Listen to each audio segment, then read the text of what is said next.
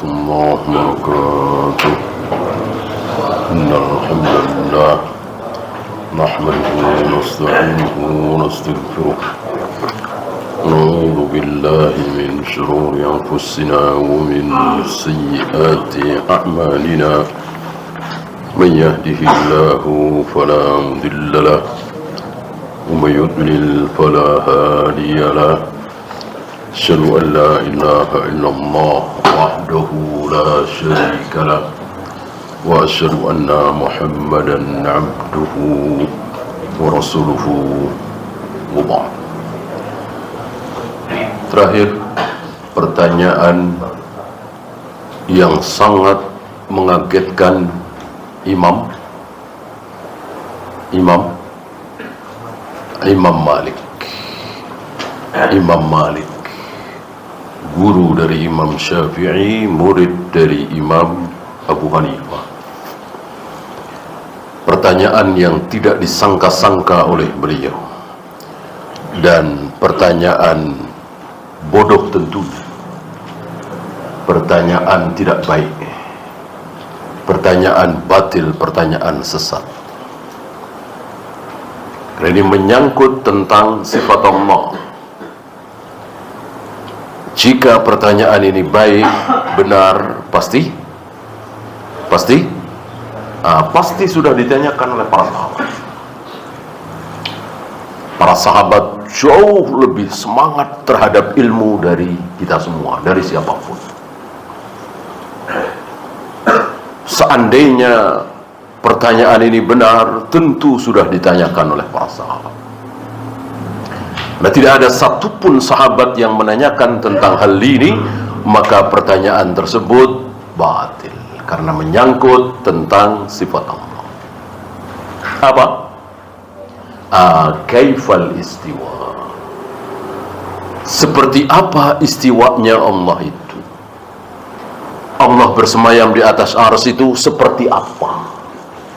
Betul-betul beliau tidak menyangka ada pertanyaan ini. Maka diriwayatkan fa'atraqa Malikun bi ra'sihi hatta alahu al-'irq. Beliau menundukkan kepalanya di tengah majlis, ya, di hadapan kaum muslimin. Cukup lama beliau diam, dan begitu para ulama. Lebih baik tidak menjawab daripada menjawab tapi salah. Diam cukup lama. Tsumma rafa'a ra'sahu, entah berapa menit, mungkin 10 menit, mungkin seperempat jam, mungkin setengah jam. Tsumma rafa'a ra'sahu, beliau mengangkat kepalanya, lalu seolah beliau mendapatkan wahyu. Jelas bukan wahyu sudah putus.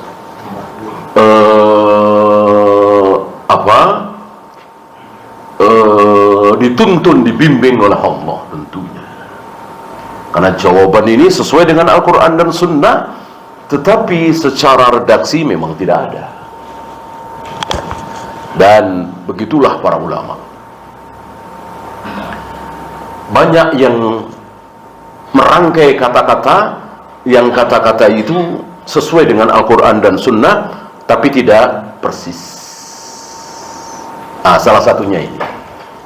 Mari kita lihat.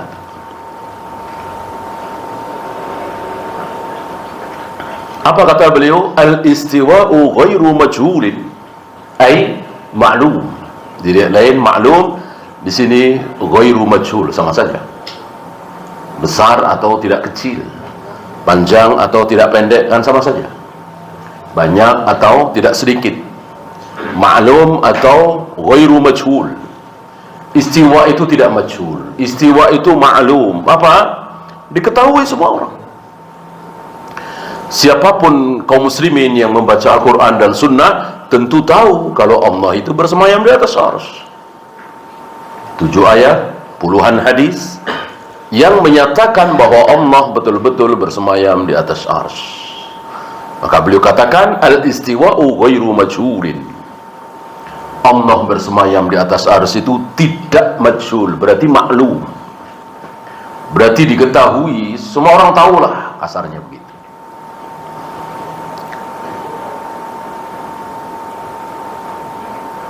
Lianna al-lughata al-arabiyyata baina aydina, kita berbahasa Arab kan, nah, jelas beliau di Madinah bahasa Arab yang barangkali belum rusak seperti hari ini ya. Betul-betul Arab seperti ucapan Nabi, Al-Quran dan Sunnah.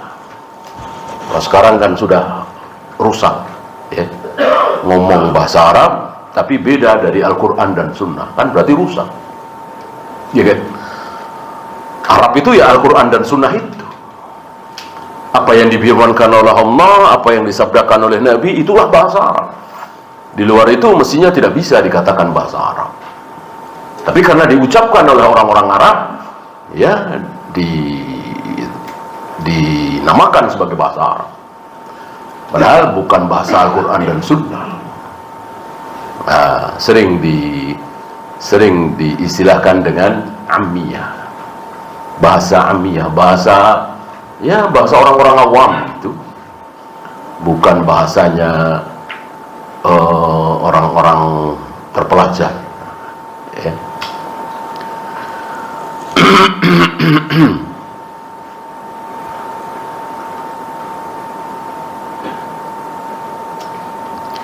Wal kaifu ghairu maqulin, adapun seperti apa cara Allah bersemayam, ya tentu tidak bisa masuk di akal, nggak mungkin ada akal yang tahu. Maka cukup mengimani. Wal imanu bihi wajibun, mengimani bahwa Allah betul-betul bersemayam di atas arsy wajib.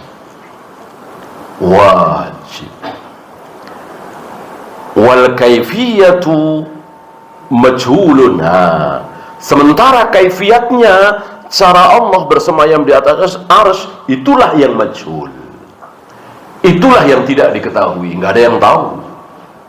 Jangankan kita, Nabi saja tidak tahu. Kalau Nabi tahu, tentu beliau kasih tahu kepada para sahabat, karena haram bagi beliau menyembunyikan ilmu. Kalau kita masih ada celah gitu ya. Kita tahu itu haram, kita diam. Kita tahu itu dosa, kita diam. Masih mungkin tidak berdosa. Kalau Nabi pasti berdosa. Ya, maka takhirul bayan inda waqtil hajah. Jangankan diam, mengakhirkan saja. Jadi misalnya Nabi melihat ada sahabat yang melakukan kesalahan, Nabi diam, rencana Nabi besok aja sekalian saya sampaikan kalau ini dosa pas khutbah Jumat. Nah, ini nggak boleh dan nggak mungkin ada. Takhirul bayan, mengakhirkan keterangan. Jadi detik itu beliau tahu bahwa itu haram, detik itu beliau harus bicara bahwa itu haram, bahwa itu wajib, bahwa itu tidak boleh. Menunda tidak boleh. Kita boleh. Jangankan menunda, tidak menyampaikan juga tidak otomatis berdosa, tergantung posisi kita. Kita ditanya apa tidak, orang sikoh dengan kita atau tidak ya. Oleh karena itu maksud sabda Nabi alaihi salatu wassalam, man katama ilman, barang siapa yang menyembunyikan ilmu nanti akan dikendali dengan kendali dari api neraka, uljima yaumal qiyamati bil jamin min nar. Itu maksudnya dia ditanya. Berarti kan yang nanya sikoh. Kalau nggak sikoh ngapain nanya gitu. Nah, kalimatnya kan seperti man su'ila an ilmin faqatamahu, barang siapa yang ditanya tentang satu ilmu kok dia sembunyikan, dia nggak jawab karena takut resiko, karena takut begini, takut, itu yang akan dikendali dengan kendali dari neraka.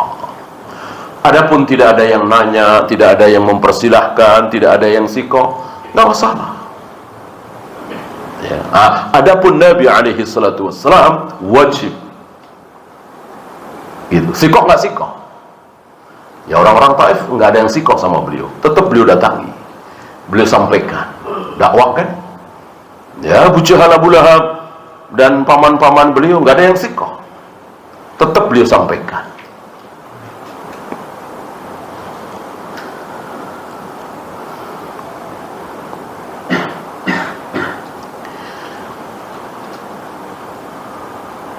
Li'annal aqla la yudrikul kaif, karena secara akal bagaimana cara Allah bersemayam di atas arsy tidak mungkin ada akal yang bisa mengetahui. Ya, tahu dari mana? Ya, tidak ada yang melihat, ya jangankan kita, malaikat sekalipun. Kalau Allah tidak memberitahu, nggak mungkin mereka tahu. Ya.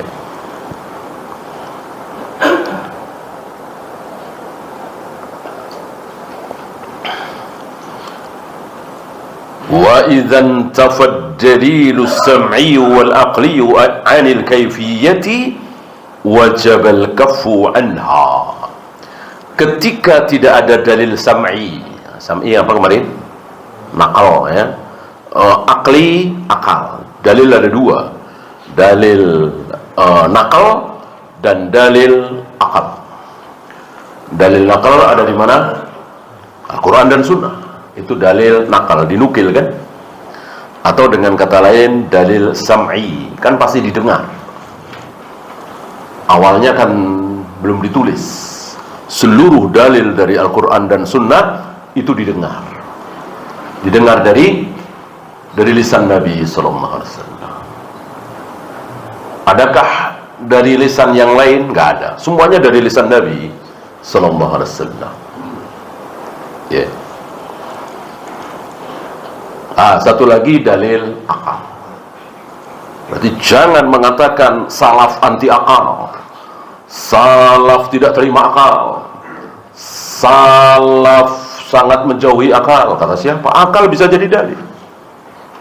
Akal yang sehat tentunya. Seperti kemarin.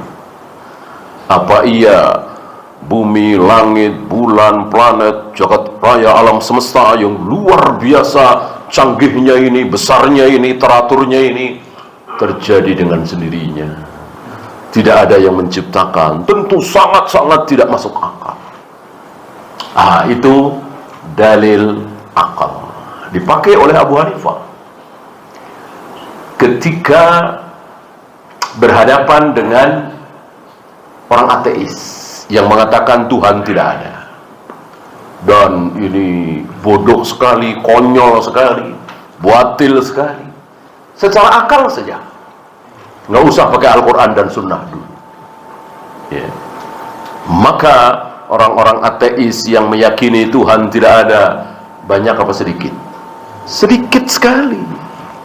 Sedikit sekali. Sangat-sangat bodoh sekali.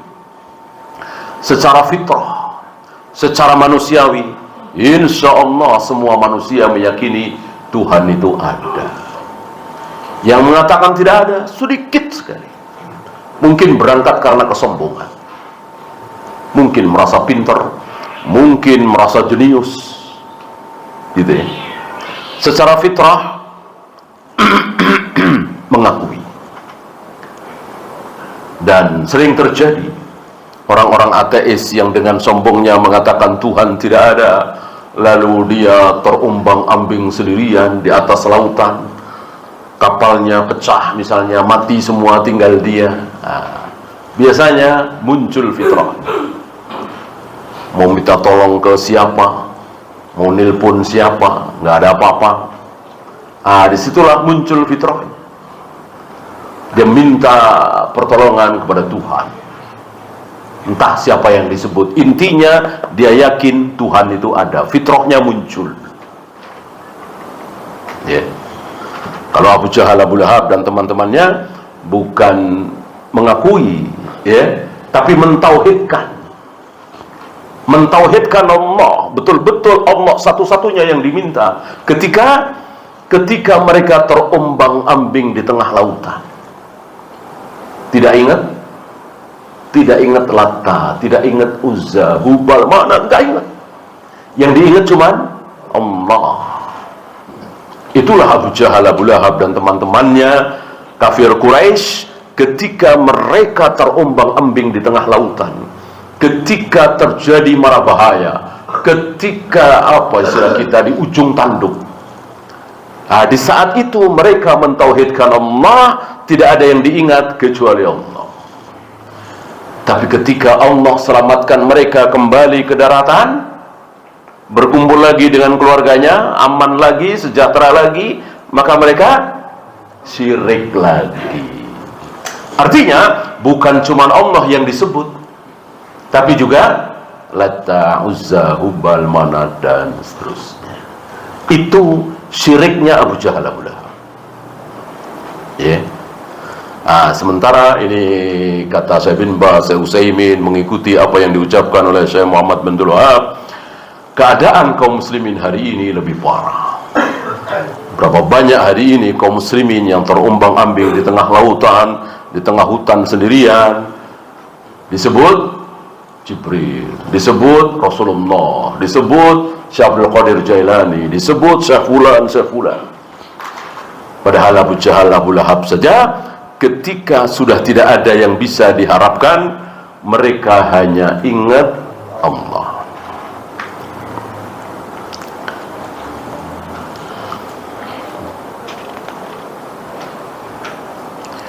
Wassu'alu anha bid'atun, dan bertanya tentang kaifiat tata cara Allah bersemayam di atas arsy, itu jelas bid'ah.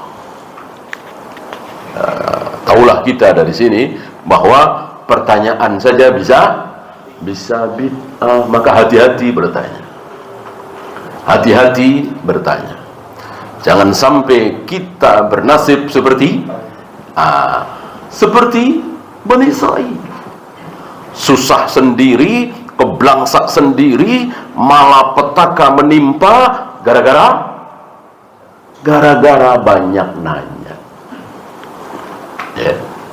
Seandainya mereka tidak bertanya ketika Allah perintahkan mereka lewat Nabi Musa alaihi salatu wassalam, izbahu baqaratan, sembelihlah sapi saja, sapi betina.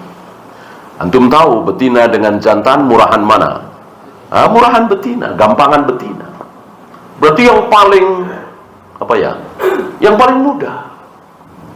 Seandainya mereka tidak usah bertanya, langsung ke pasar, atau bahkan gak usah ke pasar, mungkin banyak dari mereka yang punya sapi betina, mau besar, mau kecil, mau tua, mau muda, kan Allah cuma memerintahkan sapi betina. Ya. Bertanya begini begitu, akhirnya susah sendiri.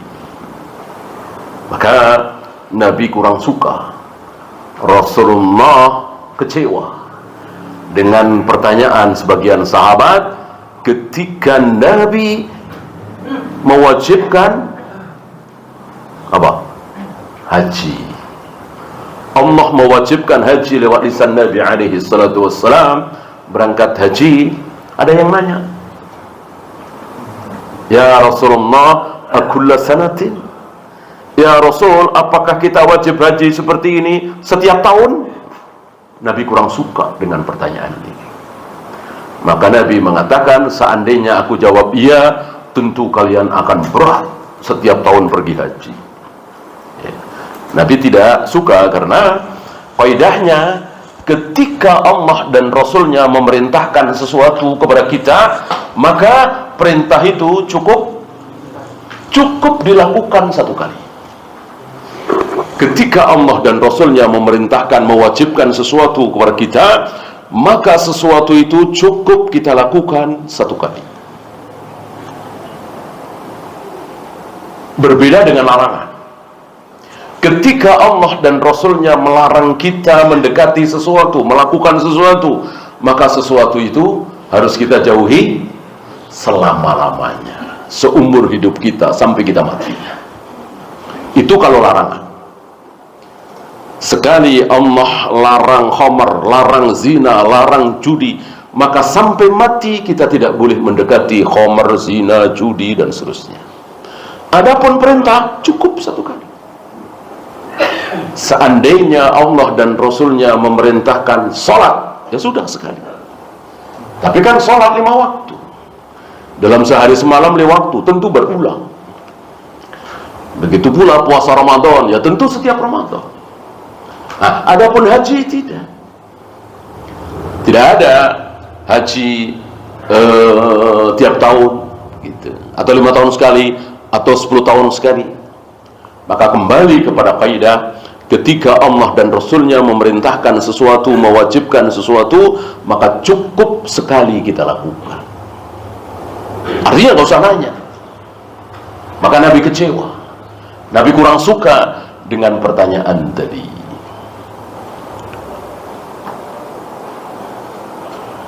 Disinilah adanya pertanyaan yang bid'ah.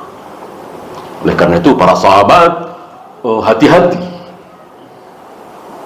bertanya kepada Nabi, itu hati-hati sekali, khawatir bernasib seperti Bani Israel, khawatir ikut-ikutan Bani Israel. Maka sebetulnya di hadapan Nabi pengen nanya ini, tapi dijaga, ditahan. Ini adab para sahabat. Oleh karena itu para sahabat senang kalau datang ke hadapan Nabi siapa? Orang Badui. Kalau ada orang Badui datang di hadapan Nabi, para sahabat senang. Kenapa? Karena orang Badui kita tahu tidak ada rasa malu, tidak ada rasa sungkan, gitu ya. Maka tanpa sungkan, tanpa ragu-ragu, tanpa malu, nanya, ya Rasul begini, ya Rasul begini. Para sahabat senang, merasa terwakili. Dengerin, diomelin biar dia diomelin dah. Kalau kata kita begitu kan, jadi kita dengerin, ambil manfaatnya, ya kan? Itu saking luar biasa ta'zimnya para sahabat kepada Nabi alaihi salatu wassalam. Mereka betul-betul memuliakan Nabi, membesarkan Nabi. Bahkan ada seorang sahabat yang bertemu dengan tabi'in ini bermimpi melihat wajah Nabi sallallahu alaihi wasallam, perawakan Nabi alaihi salatu wassalam. Tabi'in ketemu Nabi apa tidak? Tidak kan, yang ketemu kan sahabat. Tabi'in ini cerita kepada sahabat, saya lupa namanya siapa. Tabi'in ini mengatakan, betulkah Rasulullah alisnya begini, hidungnya begini. Kata sahabat ini, engkau lebih tahu daripada aku. Ya, beberapa benar, selebihnya engkau lebih tahu. Kenapa? Karena ketika aku berhadapan dengan Nabi, aku hampir-hampir tidak berani melihat wajah Nabi. Istilah kita nunduk, gitu ya. Jadi aku tidak hafal betul alisnya seperti apa, pipinya, hidungnya, dan seterusnya. Engkau sepertinya lebih tahu. Inilah ta'zimnya para sahabat terhadap Nabi alaihi salatu wassalam. Ya. Oleh karena itu mereka tidak begitu berani bertanya kepada Nabi sallallahu alaihi wasallam. Ya. Disinilah para sahabat dipuji oleh Ibnu Abbas. Ibnu Abbas memuji para sahabat. Ibnu Abbas tentu bersama Nabi kan 10 tahun kan. Maksudnya Nabi wafat, umur Ibnu Abbas 10 tahun, bersama Nabi kan tentu setahun, 2 tahun, 3 tahun tidak dihitung ya. Ya mungkin 6 tahun, 7 tahun bersama Nabi. Beda dengan Abu Bakar, Umar, Utsman ya. 20 tahun, 21 tahun, apalagi Abu Bakar 23 tahun menemani Nabi alaihi salatu wassalam. Mestinya pertanyaan para sahabat kepada Nabi ratusan, mungkin ribuan, 23 tahun, ya kan? Tapi kenyataan cuman 12 atau 13. Maksudnya yang diabadikan dalam Al-Quran. Ya. Ayat yang diawali dengan yas'alunaka 'anil ruh, yas'alunaka 'anil khamri wal maisir, yas'alunaka 'anil mahid, yas'alunaka 'anil ahilla. Itu kira-kira 12 atau 13, 23 tahun. Disinilah Ibnu Abbas memuji para sahabat. Tidak seperti Bani Israel. Habis pertanyaan itu keluar dari mulut Bani Israel kepada Nabi Musa Nabi Harun, Nabi Yusuf bin Nun, Nabi Yahya, Nabi Zakaria, terus ditanya. Dan itulah Bani Israel menonjol pertanyaannya, kritisnya gitu. Padahal tidak pantas seorang nabi dikritisi, apalagi Allah Rabbul Alamin dikritisi, sangat tidak pantas. Kalau kritis kepada guru kita, dosen kita, kiai ulama kita, mungkin nabi nggak mungkin kita kritis kepada Nabi sallallahu alaihi wasallam. Kan wahyu semua yang beliau lakukan, yang beliau ucapkan.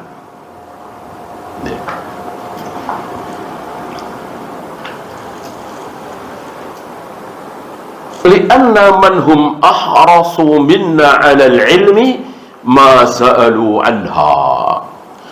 Karena orang-orang yang lebih semangat, lebih tamak, lebih rakus terhadap ilmu dibanding kita tidak bertanya. Kalau seandainya ini pertanyaan hak, tentu mereka dulu yang bertanya. Mereka kan luar biasa rakusnya, tamaknya terhadap ilmu. Itulah para sahabat. Contohnya bukan satu-satunya contoh, sekedar contoh. Siapa? Abu Hurairah. Abu Hurairah bukan satu-satunya yang rakus terhadap, umumnya para sahabat rakus tamak terhadap ilmu. Betul-betul luar biasa mereka rakusnya terhadap ilmu, tidak seperti kita.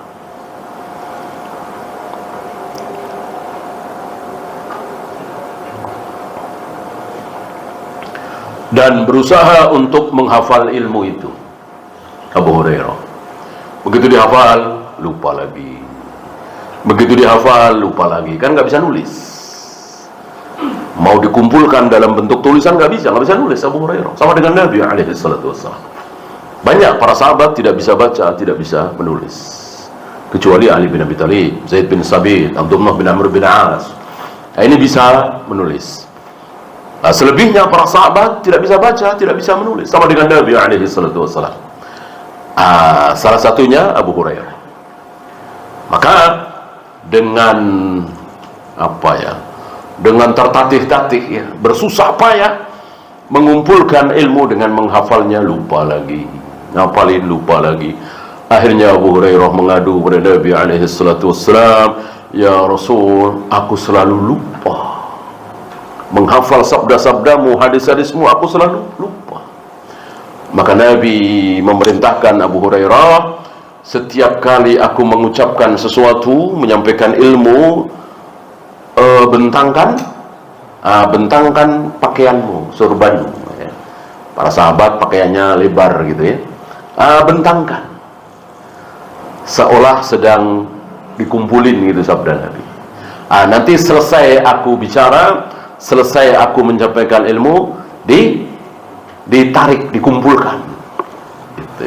Seolah narik gitu, dimasukkan ke dirinya, ke badannya, ke dadanya, dihamparkan, kemudian ditarik. Setelah aku lakukan apa yang diperintahkan oleh Nabi alaihi salatu wassalam, aku tidak pernah lupa lagi. Seolah seperti seperti kaset rekaman. Jadi betul-betul persis gitu. Dan ini sunnah bukan? Nah, kalau ini sunnah, ya antum hamparkan tuh. Enggak ada yang Muhammad. Kalau sunnah kan kita ikuti sunnahnya Rasul dan para sahabat. Enggak ada. Dari mulai Sufyan bin Uyainah, Sufyan Ats-Tsauri, Imam Malik, Imam Syafi'i, Imam Bukhari, enggak ada. Enggak ada yang memahami hadis seperti itu. Maka kalau ada ulama, kiai, guru, dosen mengajarkan seperti itu, tolak. Ya. Ini mukjizat, bukan sunnah. Persis ketika Nabi mengobati sakit mata Ali bin Abi Thalib dengan cara meludahi, memerah bengkak. Begitu diludahi oleh Nabi, langsung kempes, langsung tidak merah lagi, seolah Ali bin Abi Thalib belum pernah sakit mata sebelumnya. Ini mukjizat apa sunnah? Mukjizat. Bukan istilahnya? bukan tibbun nabawi, bukan penyembuhan ala Nabi, pengobatan ala Nabi. Kalau itu pengobatan ala Nabi, ya tentu kita ikuti, sunnah kita ikuti. Tidak, itu mukjizat, tidak bisa kita ikuti. Kecuali madu, bekam, habatus sauda, itu memang sunnah, boleh kita ikuti, bagus kita ikuti. Adapun itu tidak.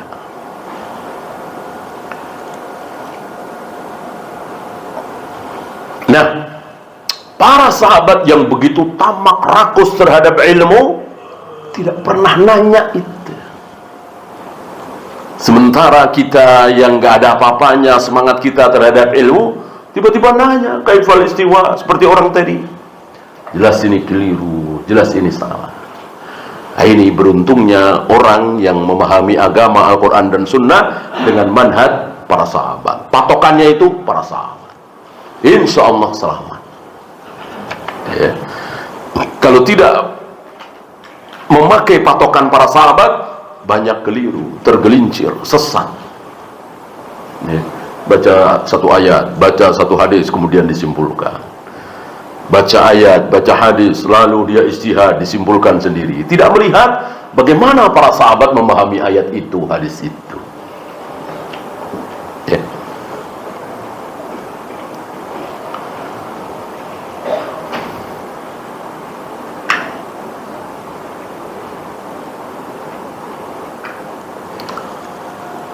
Wa kalamu Malik rahimahullah mizanun li jami'i sifat. Ucapan Imam Malik tadi itu menjadi mizan. Apa mizan? Nah, timbangan untuk seluruh sifat. Artinya apapun pertanyaan tentang sifat Allah, di mana sifat Allah itu tidak disebutkan dalam Al-Quran dan Sunnah, maka harus dijawab dengan jawaban Imam Malik tadi. Ya. Ada yang nanya bagaimana cara Allah turun ke langit dunia, bagaimana cara Allah membolak-balikkan hati manusia, bagaimana cara Allah menciptakan Adam dengan kedua tangannya. Ini semua kan gak ada di Al-Quran dan Sunnah. Kalau ada yang nanya, jawabannya persis seperti jawaban Imam Malik. Allah turun ke langit dunia, maklum. Beriman bahwa Allah turun ke langit dunia setiap sepertiga malam adalah wajib. Ya. Adapun bertanya bagaimana cara Allah turun, ini bid'ah. Ini pertanyaan bid'ah. Ini haram. Ya. Tapi ingat, bukan berarti apa kemarin? Bukan berarti Allah tidak punya kaifiyah. Tetap Allah punya kaifiyah. Allah bersemaya, Allah turun, Allah akan menggulung langit dengan tangan kanannya dan seterusnya. Pasti ada caranya, ada kaifiyahnya. Cuman kita tidak tahu. Bukan cuman kita, para nabi, para malaikat tidak tahu. Nah, kalau tahu tentu sudah diberitahukan oleh Nabi alaihi salatu wassalam.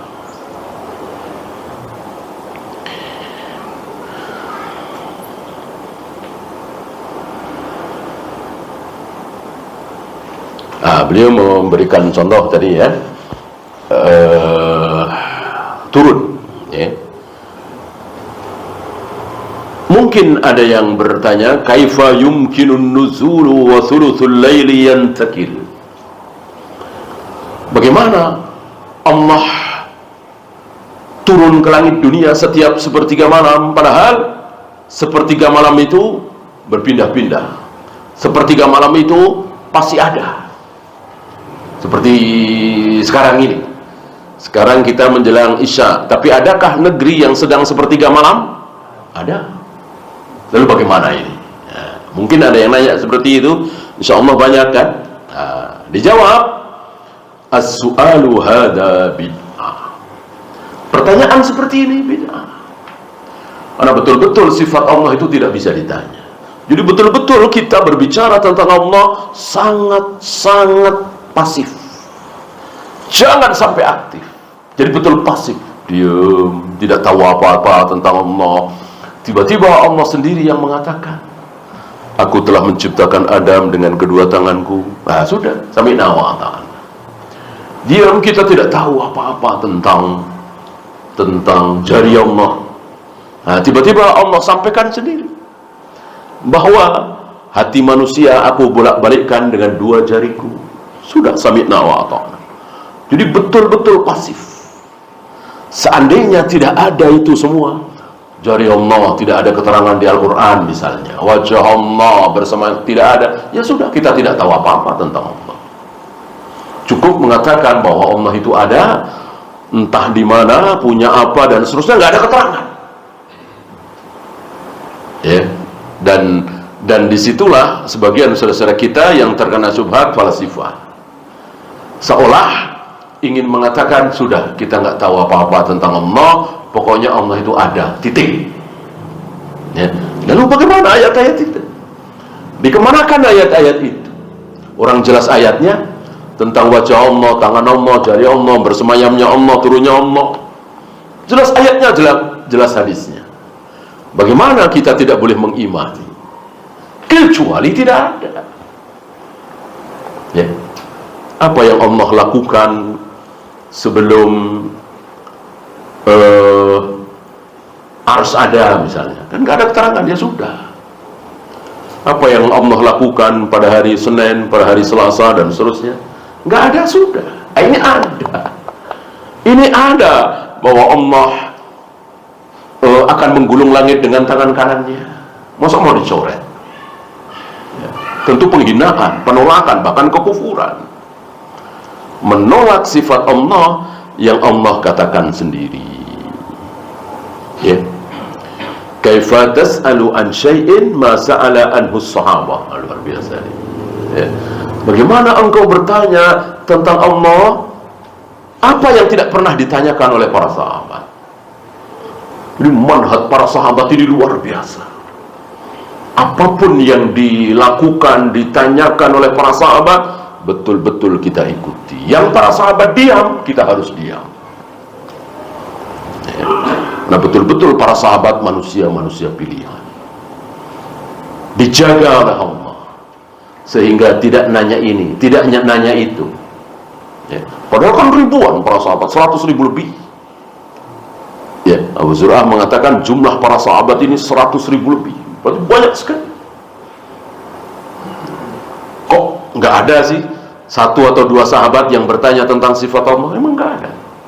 Betul-betul para sahabat dijaga oleh Allah untuk tidak pernah bertanya tentang sifat Allah.